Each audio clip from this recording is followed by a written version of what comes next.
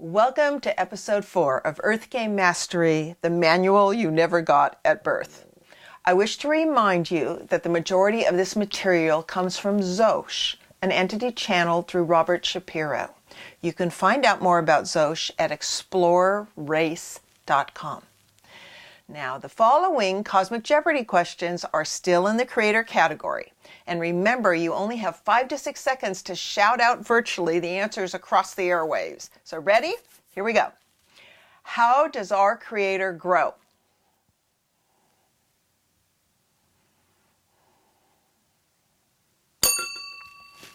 Creator grows through us.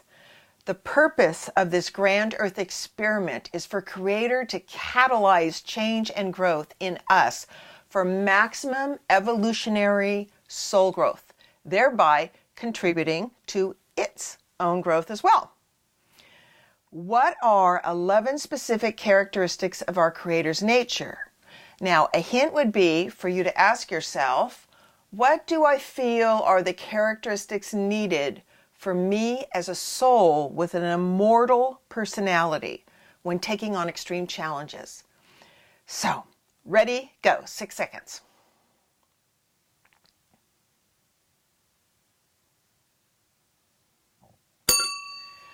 Our Creator has youthful exuberance.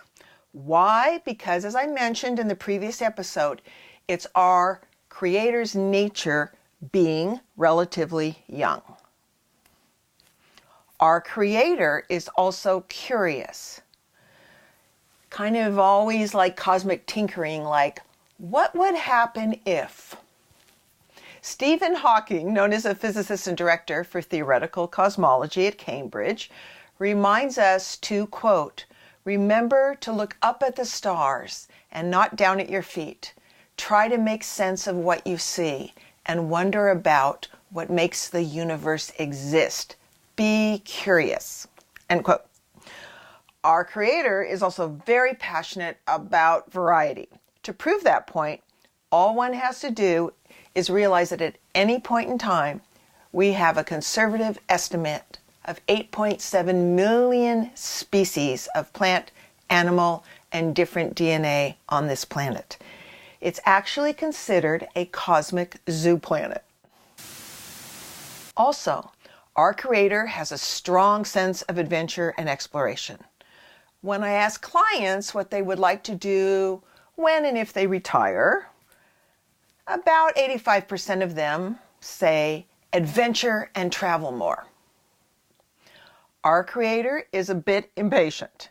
By the way, our short lifespan has served us to give us more of a sense of urgency and encourage us not to dilly-dally too long.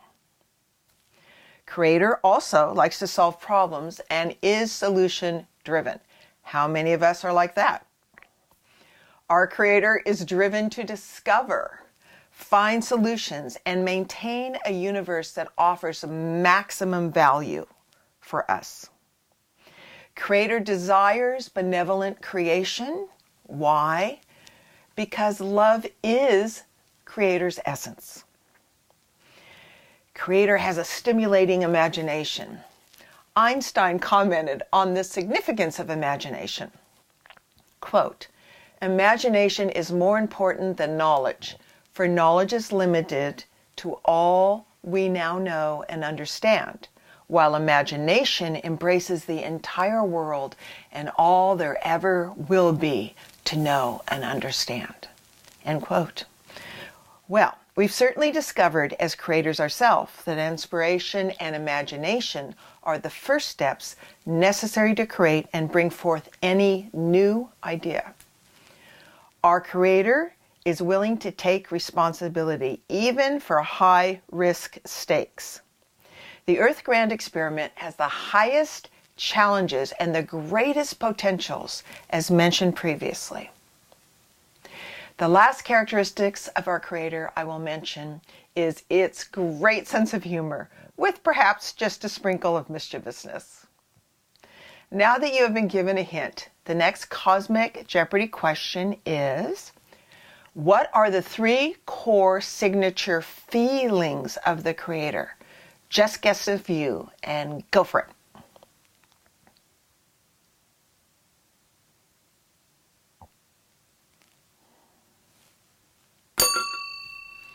Excitement, happiness, and love. I'm sure you've named others as well. How does one feel more connected to our Creator? Go.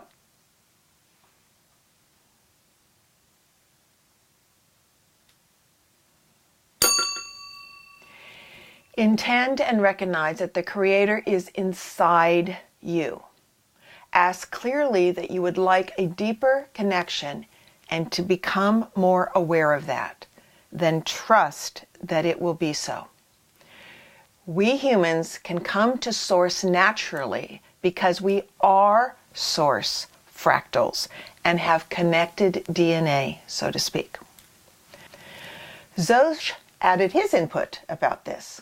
Quote, "You cannot be in full connection or alignment with Creator's joy and ecstasy without experiencing those kinds of emotions on a somewhat regular basis yourself. The more serious and unfeeling you are, the farther you will be from resonating with our Creator." End quote. As with any healthy parent or teacher, our Creator's intent is to guide us, not lead us, because we are creators in training. Thus, it gave us free will. For instance, we have free will to notice the signposts and more synchronicities in our lives. That's how God plays hide and seek with us. So tell me, if Creator desired anything, what would that be? You've got 5 seconds to respond. Go.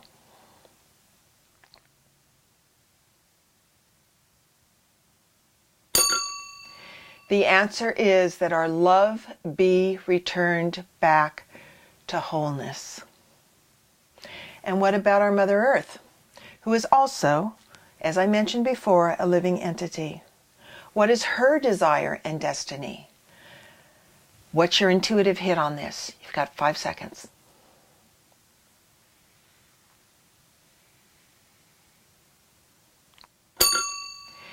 Earth's desire is to return to its natural state of grace.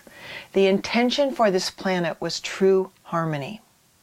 Earth agreed to be situated in the galaxy on a major trade route by many portals and stargates, so all kinds of civilizations could come and go here to visit what is termed her living library, to share her great diversity of life and DNA with other beings, both on-world and off-world.